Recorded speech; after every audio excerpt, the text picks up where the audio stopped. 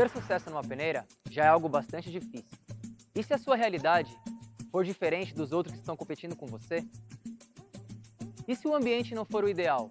E mais, se preferências desconhecidas marcarem essa avaliação que você está prestes a fazer? Falar em meritocracia no futebol é difícil. E o futebol, como parte dela, acaba tendo os mesmos efeitos. Neste episódio, vamos entender as diferentes realidades que cada jovem tem para atingir o topo no futebol. Mais do que isso, trazer as dificuldades de pretas e pretos e também de toda a comunidade LGBTQIA+. Prepare-se para saber mais como é a realidade de futebol para milhares de pessoas e também conhecer histórias que certamente marcarão sua vida e a forma de vê-la. O primeiro ponto é a meritocracia. No fim das contas, se dar bem no futebol e na vida trata-se apenas de esforço e fazer por merecer? Um dos maiores comentaristas de futebol do país, Paulo Calçade, não acredita em apenas merecimento para um jogador chegar ou não em seu objetivo. Eu não acredito em meritocracia em lugar nenhum. Né? Como é que eu posso falar em meritocracia? É muito fácil você botar a foto no iate lá, que sua família é rica, e falar, acredite nos seus sonhos. Meritocracia, você estudou nas melhores escolas. Aí o garoto que está lá, 8 meses, 10 meses, 1 ano e meio sem internet, mal tendo aula virtual, e depois falar em meritocracia para ele. Isso não tem meritocracia. Isso é uma grande mentira. Né? Então, eu não acredito nisso. E no futebol, a mesma coisa. Depende do seu ponto de partida, depende da sua infância. Como é que é a sua infância? O que você comeu na sua infância? Qual foi a sua alimentação na sua infância? Porque você pode ter atletas aparentemente bem nutridos, mas eles são mal nutridos, até porque no período de formação eles não tiveram acesso a tudo o que precisavam. Porque ou não tiveram ou comeram mal, comeram errado.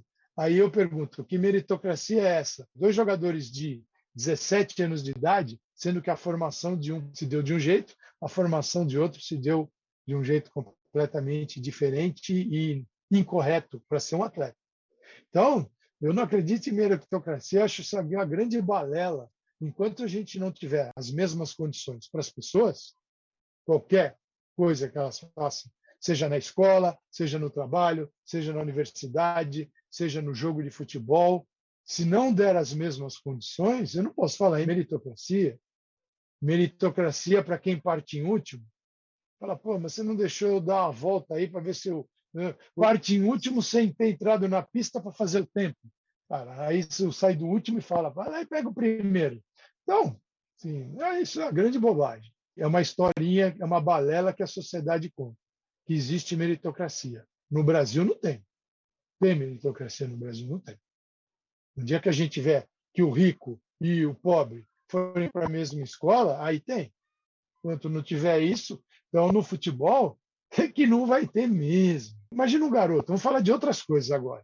Imagina um garoto que caiu na mão de um empresário e ele todo ano ele estava num clube diferente. Qual é o nível de trabalho que esse garoto se submeteu a cada ano, mudando de conceito, filosofia e profissionais? E o outro, que pegou um clube com uma base fenomenal, com alimentação tinindo, né? Fisioterapeuta, psicólogo, tal, todo o aparato, e ficou lá 8 anos na base. Qual é a chance desse daqui despontar? Ela é muito maior. Claro que existem situações assim que a gente não está falando de uma regra, mas pode ter uma exceção. Mas a regra é aquele que teve um longo e bom período com todas as condições, ele tem muito mais até no campo do aprendizado como jogador, porque esse é outro ponto. A gente lida com a base, isso desde o dia da peneira até o dia que o jogador vira profissional, a gente lida com a base como se todos tivessem o mesmo acesso, as mesmas condições técnicas, e que todos estivessem com o mesmo nível de conhecimento de futebol. Tem gente que acha que a base é um pasto. Você põe lá o boi e ele fica engordando até o dia do corte. E não é verdade. O jogador tem muito a aprender. Aquele que acha que sabe tudo, que precisa apenas crescer, porque ele já sabe tudo, já domina tudo, isso é um craque. 14 anos pode ser um craque, pode não ser também. E quando pensamos em meritocracia e futebol, não tem como não vir à cabeça o futebol feminino. Já são muitos anos buscando equidade. Atualmente, uma grande luta na modalidade é das mulheres. A busca por equidade segue forte e, apesar do caminho ainda ser longo, temos tido avanços interessantes nos últimos anos. A audiência na televisão, que dá cada vez mais espaço para o futebol feminino, é uma prova clara disso. A final do Campeonato Brasileiro de 2021, entre Corinthians e Palmeiras, por exemplo, teve quase 4 milhões de pessoas diferentes assistindo ao mesmo tempo. A Copa do Mundo de Futebol Feminino de 2019, realizada na França e que sagrou os Estados Unidos como campeão, já havia comprovado essa tendência ao registrar uma audiência recorde de 993 milhões de telespectadores na TV. Pelas plataformas digitais, mais 482 milhões de pessoas acompanharam o torneio. E uma das pessoas que mais lutam pelo futebol feminino se apresenta para nós. Eu sou a Aline Pellegrino, ex-atleta da Seleção Brasileira de Futebol, atleta de futebol profissional. Aí tem que abrir umas aspas, né, por 16 anos, num outro momento que a gente não tinha as possibilidades de hoje, então nunca tive uma carteira assinada ali para dizer atleta profissional, mas fui atleta profissional por 16 anos. Estive na Seleção Brasileira por 9 anos, de 2004 a 2012, desses 9 anos ali, por 7 anos fui capitã. Disputei 2 Olimpíadas, 2004, a primeira medalha de prata do futebol feminino brasileiro, 2012 em Londres, joguei 2 Copas do Mundo, 2007 e 2011, 2007 a gente chega num vice-campeonato contra a Alemanha, Pan-Americano em 2007, joguei no Japão, joguei na Rússia, tive no Santos por 4 anos, o início do projeto Sereias da Vila, então tive a oportunidade de ser campeã ali das 2 Libertadores, né? A primeira edição em 2009, a segunda em 2010, títulos paulistas, Campeonato Brasileiro, Copa do Brasil, então uma carreira aí longa, num momento que não tinha essa visibilidade que a gente tem hoje.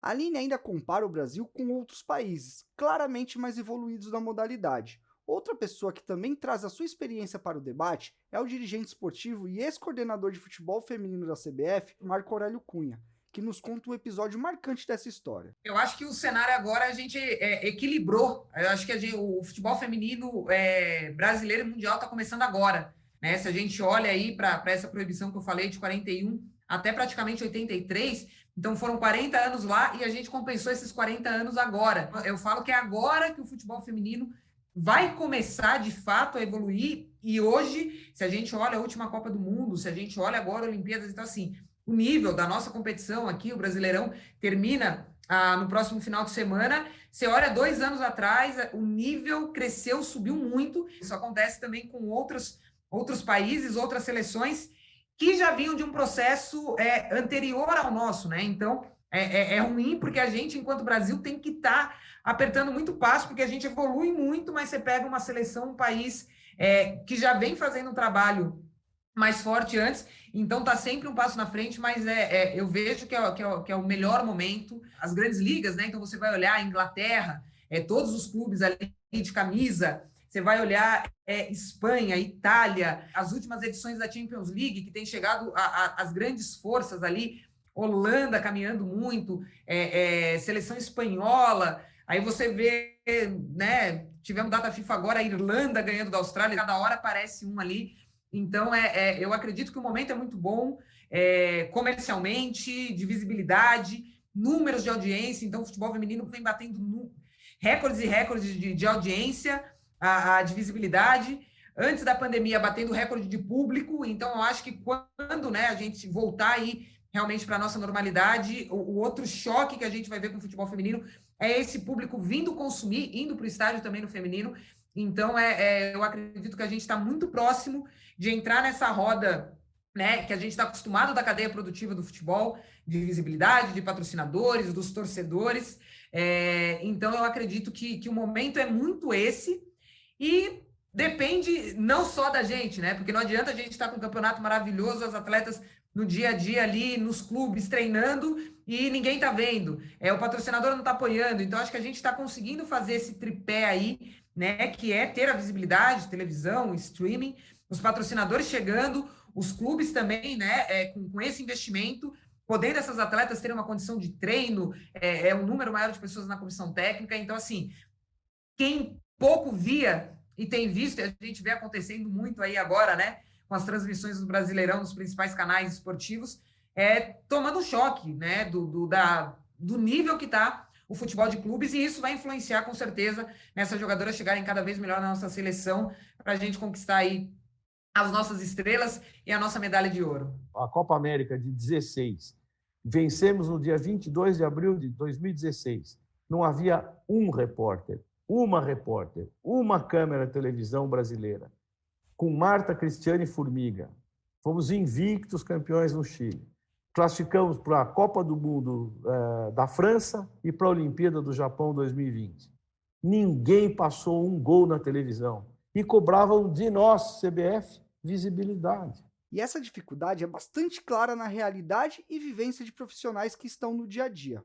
Agora a treinadora efetivada da equipe feminina da Ferroviária, Roberta Batista, nos conta os obstáculos para desenvolver a modalidade. Bom, em relação ao futebol feminino especificamente, as categorias de base têm se desenvolvido cada vez mais com o surgimento das competições. Então, com o surgimento do Brasileiro Sub-16 e do Brasileiro Sub-18, algumas equipes passam a investir e buscar trabalhar cada vez mais as categorias de base. Com a obrigatoriedade imposta pela Conmebol e CBF, as equipes passam a ter que, para disputar o campeonato masculino Série A ou alguma competição da Conmebol, eles precisam ter uma equipe profissional feminina e uma categoria de base. Então, isso acabou também estimulando as equipes a formarem os seus elencos e também para as disputas dos campeonatos.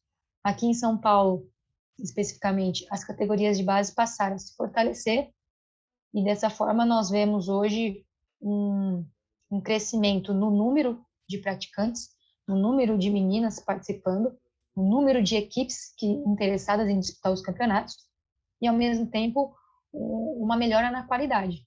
E essas dificuldades passam muito pelo aspecto financeiro, onde as diferenças de valores envolvidos em salários, por exemplo, é descomunal. A pesquisadora de futebol feminino, Júlia Barreira, nos explica. Talvez uma das modalidades que a gente tenha um pouco mais de equidade atualmente é o tênis, né? Então, a gente já tem os salários um pouco mais equilibrados, não que seja ainda totalmente igualitário. Mas quando a gente pensa, e a gente volta um pouquinho no tempo, por que o tênis já tem um pouquinho mais, já está um pouco à frente? Primeiro, porque é uma modalidade sem contato. Segundo, que é uma modalidade, né, individual ou ali em dupla. Terceiro, porque o tênis foi uma modalidade que entrou nos Jogos Olímpicos, né, que a participação das mulheres nos Jogos Olímpicos aconteceu lá nas primeiras edições. Então, a gente tem aí uma trajetória de quase 100 anos de lutas e conquistas que, de fato, fazem com que as mulheres tenham mais visibilidade, tenham apoio de patrocínio, tenham um retorno financeiro mais adequado nas competições. E aí, quando a gente vai olhar para o futebol feminino, é um cenário quase que oposto mesmo. Quando a gente joga o pêndulo, ele vem para o outro lado. Primeiro, porque quando a gente vai lá para a década de 70, a gente tem a FIFA desaconselhando essa prática do futebol por meninas e por mulheres. Começa daí. Então, todo mundo que estava ali abaixo da FIFA e seguia os direcionamentos da Federação Internacional não ia apoiar, né? Não ia investir, não ia desenvolver, porque não ia ter suporte.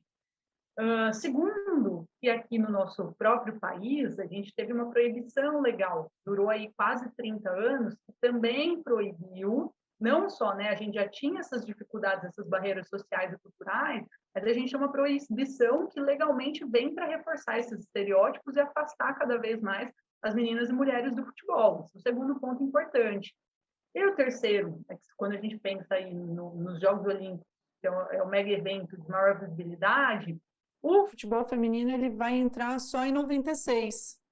Então, de fato, essas lutas, né, e essas conquistas são muito mais recentes dentro do futebol do que comparado, talvez, com outras modalidades. E tem algumas que, inclusive, estão mais atrasadas, né, que o futebol.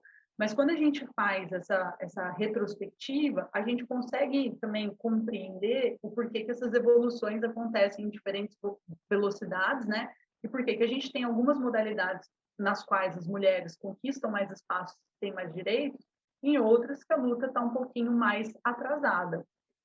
Então, acho que a seleção norte-americana é um desses expoentes que, de fato, tem uma luta muito grande ali dentro pela questão salarial, pela equidade, e acho que também a gente tem que ter um certo cuidado para também não se prender e não avaliar o processo de desenvolvimento somente pelos números. Ah, porque hoje em dia a gente tem uma quantidade igual de homens e mulheres em Jogos Olímpicos. Ah, porque hoje em dia a gente tem uma maior quantidade de mulheres praticando, o que é ótimo, sem dúvida nenhuma, assim, revela um processo de desenvolvimento. Mas os números, às vezes, eles não garantem as condições às quais essas mulheres estão sendo submetidas, né? Então, ali, quais são as possibilidades de treinamento, como que é o patrocínio, a questão de maternidade das mulheres no esporte. Então, acho que tem uma série de elementos aí que são de caráter mais qualitativo e que, às vezes, os números mascaram. Então, é importante a gente aumentar a quantidade de mulheres, sim, mas também é importante que a gente pense em toda essa estrutura que está sendo fornecida, né? Pararam os comentários machistas quando elas estão em jogo? Ou a gente ainda fica questionando se o jogo é bonito ou feio? Ou a gente ainda fica tentando sexualizar o corpo dessas atletas para justificar, inclusive, vender para a mídia? Então, acho que tem vários outros pontos que a gente pode considerar, além, né, do aumento quantitativo. Agora, indo para o outro ponto, eu, de fato, falo, quando eu vou conversar sobre futebol feminino, de uma posição de pesquisadora, né, de cientista, e que estuda principalmente a gestão do futebol feminino, pensando em aumentar esse número de meninas praticantes e que se desenvolvam ali dentro do esporte. São poucas pesquisadoras dentro dessa área, principalmente na área da gestão, assim como são poucas mulheres ainda atuando como treinadoras no futebol feminino, né? Não vou nem falar do masculino, porque a gente não tem entrada, mas só de pensar no feminino, aproximadamente 20% desse corpo que atua como treinadores no Campeonato Brasileiro de Futebol Feminino são mulheres. E muitas vezes trata-se até de ambiente, de condições, de contextos que acabam dificultando o desenvolvimento dessas atletas. É um grande problema para as mulheres que jogam futebol, né? Que é de chegar num lugar e se sentir acolhida, sentir segurança, sentir que você não precisa ficar com medo de estar ali onde você está e tudo mais. Tem estrutura, né? Para nós mulheres é importante ter um banheiro, por exemplo, que é uma coisa que as pessoas às vezes não pensam, né? O machismo, totalmente enraizado em nossa sociedade, é outro ponto que freia a luta de tantas mulheres Brasil afora. Não são poucos os momentos de preconceito que muitas delas sofreram e ainda sofrem. Eu, como atleta, quando eu jogava bola, eu era taxada de todas as formas, né? Era Maria Homem, era vai lavar louça, em lugar de mulher é na cozinha, e na minha época era bem pior do que hoje. Hoje, o futebol, por exemplo, futebol feminino, claro que ainda está gatinhando aqui no Brasil, mas teve uma pequena evolução, né? Na época que eu jogava, eu costumo dizer assim, todas as atletas da época passada roeram muito osso, né? Hoje as meninas estão comendo filé mignon. Claro que, como eu falei, estão gatinhando ainda, né? Porque precisa ser valorizado muito mais o futebol feminino, acabar com esse preconceito, né? E as pessoas terem um olhar diferente, que o importante é a capacidade, né? Independente de ser homossexual, da opção sexual de cada um, né? Porque hoje o cara pode jogar vôlei, pode jogar basquete, e a sexualidade dele é algo particular, né? Isso tanto para meninas quanto para meninos também, né? Então, eu tenho esse olhar. Eu acredito que tem que haver mais investimento nessa questão para que as pessoas possam ser educadas, tá? Educadas e ter o entendimento que elas precisam se respeitar, independente de classe social, de cor, de sexualidade, né? E as pessoas entenderem que é importante a capacidade da pessoa, ela ter capacidade de desenvolver aquilo que ela está fazendo com excelência, e a sua sexualidade fica de lado. Isso tanto para os meninos quanto para as meninas também. Precisa se acabar de vez com isso e as pessoas começarem a ter respeito, né? Isso eu costumo dizer o seguinte, houve muitas perdas de valores, né, no decorrer dos tempos, né? As pessoas não têm mais amor, não têm mais tolerância com nada, tudo quer matar, tudo é negro, é gay, é isso, é aquilo. Então, falta amor e falta respeito. E falta as pessoas, às vezes, entender o seguinte, olha, eu não aceito, mas eu preciso respeitar. Entendeu? Minha opinião é essa. As próprias sugestões para melhorar a modalidade, muitas vezes vindas de homens, mostra bastante essa dificuldade de entender o universo do futebol feminino. E é aquela coisa do, né, de novo, a gente sendo tirada do processo, né? Porque se hoje é difícil jogar no mesmo estádio, você acha mesmo que o Brasil vai virar e vai fazer um estádio diferente? E são números. Se a gente for olhar hoje os números, né? Você pega aí as jogadoras fazendo no jogo quase 14 quilômetros. Então, assim, para mim tá mais do que claro. Óbvio, não adianta. Uma coisa é você assistir a final da Copa do Mundo, das mulheres, uma Olimpíada, tem jogos. Então, assim, como a gente vê muito jogo masculino na televisão, que assim, putz, não é o melhor que a gente tem. Então, acho que, não, assim, de longe, fisicamente, a questão também de força, de tudo. A goleira, né? Quando a gente fala e bate-se muito na tecla da goleira, foi a posição que menos evoluiu. A gente não tinha técnico e preparador físico. Quem dirá um preparador de goleiros? Então, eu acho que, de fato, foi a posição que mais sofreu, que é mais específica, mas a gente vê hoje a evolução, e assim, de longe. A gente corre 90 minutos, a gente corre 120 minutos, a gente sempre chutou essa bola nesse peso, e a bola é leve. Você pega algumas bolas aí, que são dos campeonatos oficiais, para quem já jogou, está acostumado a jogar, é uma bola leve, ela não é uma bola pesada. A gente tem um monte de goleiro profissional, disputando campeonatos profissionais, tomando gol por cobertura em cima da linha. Então, eu acredito muito na questão da oportunidade. Eu acho que é o tipo de coisa que não dá para virar hoje e cobrar pelo atraso que a gente teve, né? E principalmente de treinamento específico, de dar essa condição. Então, joguei Copa do Mundo, joguei Olimpíada, o nível. Eu acho que, de longe, essa não é uma questão para a gente. A questão é a oportunidade, né? Que deem para essas meninas oportunidade de começar cedo, porque é exatamente isso. Você vai pegar a nossa geração. Eu ainda na rua, com 6 anos, mas você teve meninas que começou a carreira com 14, 16, é totalmente diferente. Então, assim, não dá para, com 16 anos, o técnico voltar e tentar recuperar coisas lá de trás, que a nossa geração sofreu, que essa hoje é totalmente diferente. Então, eu vejo a evolução do futebol feminino nesse sentido da questão física, técnica, tática, para essa geração, é absurda e faz cada vez mais mostrar que essa questão do campo, da bola, da trave, diferente, o basquete, o vôlei, mas acho que para o futebol está mais do que provado, tanto isso, que isso é algo que assim, se a gente for ver nas entidades, né, que coordenam, partindo da FIFA, algo que nunca foi discutido. Essa questão da base é o nosso principal gargalo, né? Eu, com 12 anos, quando comecei, jogava com uma menina de 15, de 20, de 25, 40, então isso ainda acontece muito. A gente tem pouquíssimas competições de base estadual, a gente tem, né, há pouco tempo também, esse é o 3º ano das competições de base no cenário nacional.